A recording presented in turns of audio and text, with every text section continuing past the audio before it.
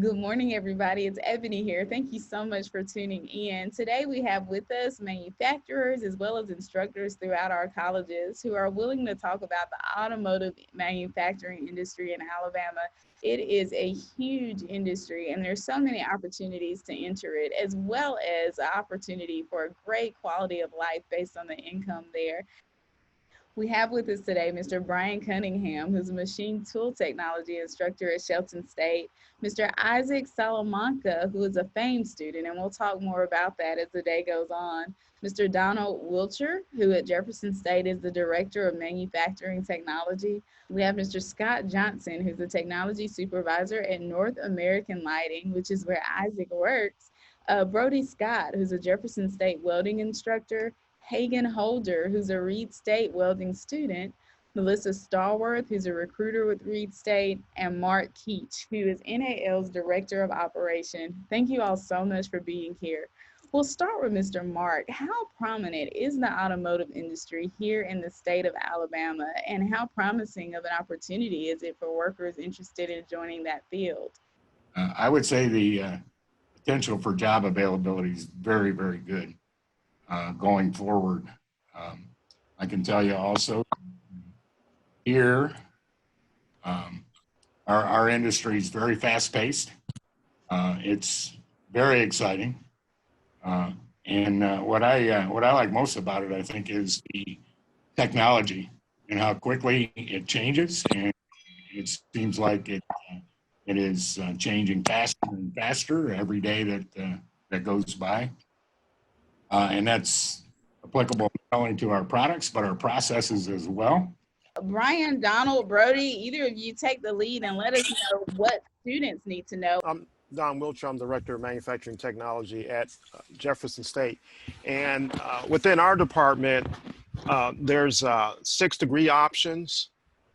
And those options are, we have computer-aided design drafting, we have electronics technology, welding, we have manufacturing system technology, automotive automated manufacturing, and industrial maintenance technology. And outside of that domain, we also have biomedical equipment technologies. The skill sets that we develop at Jeff State, I like to call them the 5 C's, and these are like universal company-based skills. So communication, we talk about that. We make sure that, as I call them, learners can talk, right? Because they'll be in situations where if say a plant manager or a supervisor asks that individual a question about what he or she's working on, they should be able to, express themselves in an appropriate manner. Contemplation, which is reflection, we talk about that in terms of like when we provide projects or assignments, they should be able to walk away and kind of do self-assessment, understanding like areas where they can improve on themselves and also seek the help of an instructor. And critical thinking, that's like top of the list, because with technology, especially in these technical fields, being able to look at systems and subsystems and be able to, make an assessment and say, hey, this is how I'm going to solve the problem. That's important. And also the analytical skills, and of course creativity is at, that's important too, because when it comes to problem solving, you may have to look at things, solutions outside of your discipline, and you can bring that knowledge into solving the concern that you're working on. So those are, like I said, those are the 21st century skills. Isaac, tell me, what attracted you to the automotive industry, or was that your attraction when you decided to pursue the F.A.M.E program? Well, if I'm being honest, I was first going to go into electrical, like wiring up houses and stuff. But my guidance counselor in high school showed me the F.A.M.E program, and I applied for it. And NAO was one of the companies that interviewed me during the process, and I got hired on. I wasn't really sure what I was going to expect, because I was thinking it was going to be electrical, but it was the advanced manufacturing program. So there, I was introduced to motors, robotics, and I was lost at first. I had no idea what I was doing, but now I've come to enjoy it, and what I'm learning, I enjoy it, and every day is a learning experience for me. Great. Mr. Scott, that's a perfect opportunity for you to come in. Manufacturing isn't I guess your grandpa's version of an apprenticeship anymore, right? Tell us what that looks like on the floor.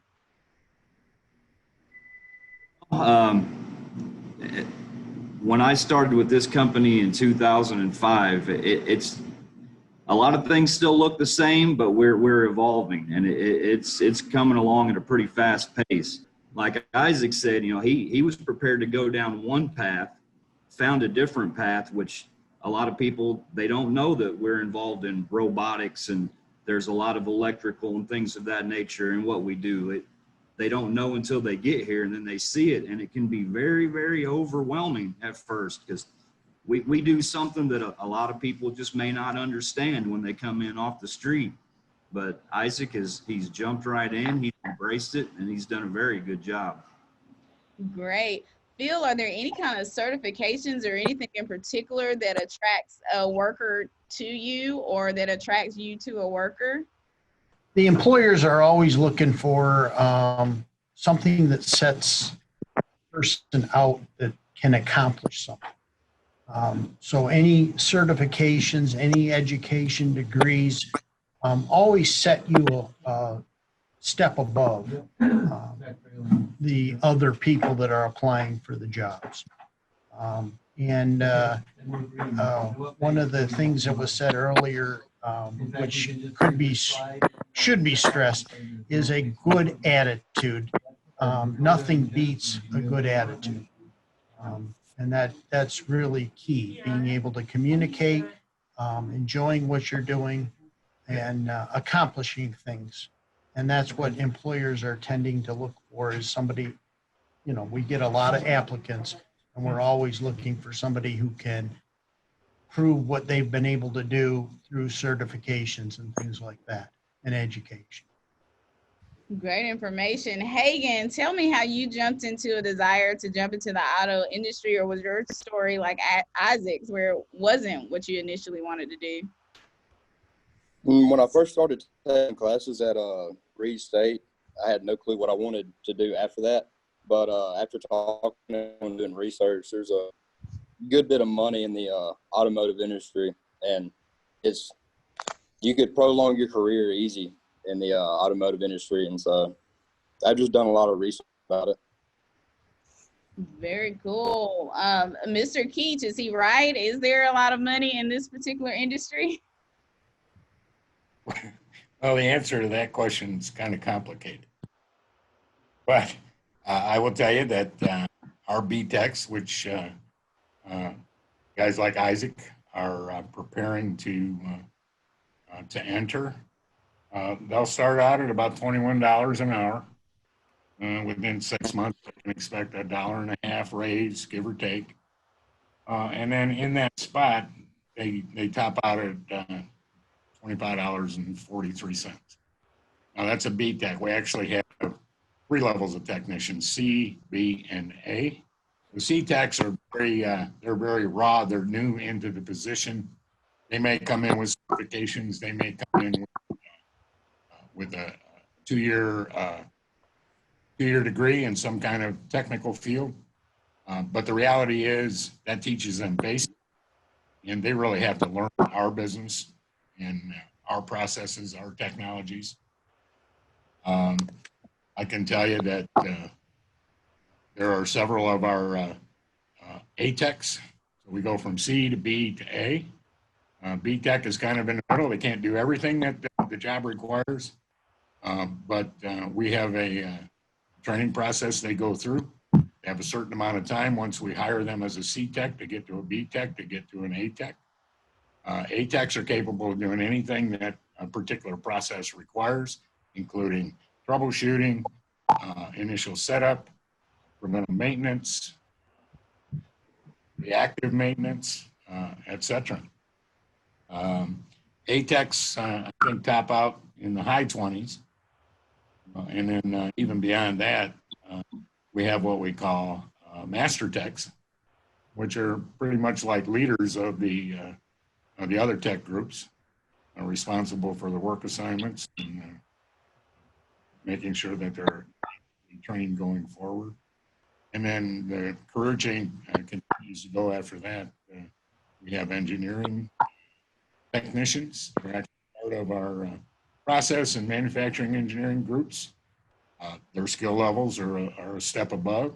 Their experience levels are higher. That we start to get into the salaried side of our business. And then we have guys like Scott and Phil that manage engineering groups or technician groups. The sky's the limit as far as what can happen. I've been doing this a long time, but somebody has to do this job too, and certainly in our company, and I'm sure in many other companies, there is a preference to promote our talent from within, give people career opportunities for advancement and promotion. So really, I think the sky's the limit with what young people can do today as they enter our industry. I just want to chime in on that a little bit about pay as a young person or a person even changing career fields. I mean, that's a good steady living for folks. So those are always promising aspects of our field. The other aspects are that if you want to work, you'll be able to work. What are some misconceptions that might exist about the auto industry in general, and how do you trump that when you talk to students?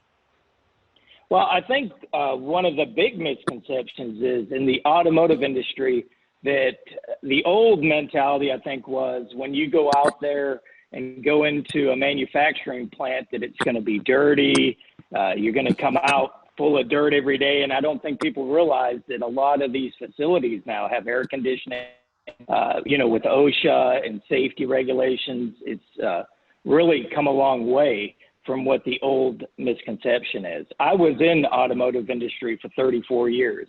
I came from Erie, Pennsylvania with a tool and die apprenticeship and came down to Alabama in 1989.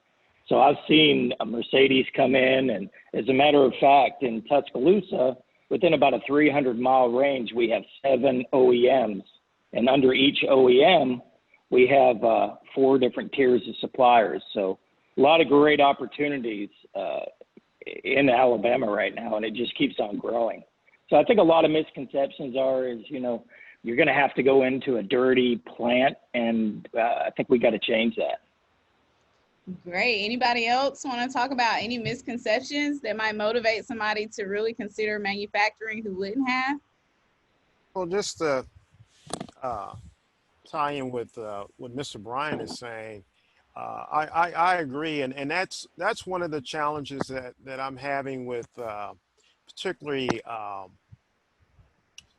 young ladies, trying to convince them that the manufacturing environment it's not like like if their parents are talking to them back in the day, it was that, but now as Brian mentioned about OSHA standards, it's about protecting the worker, and safety is always at the high level. So it's more sophisticated, it's clean, and there's a lot of growth that can occur based on, again, having that right attitude.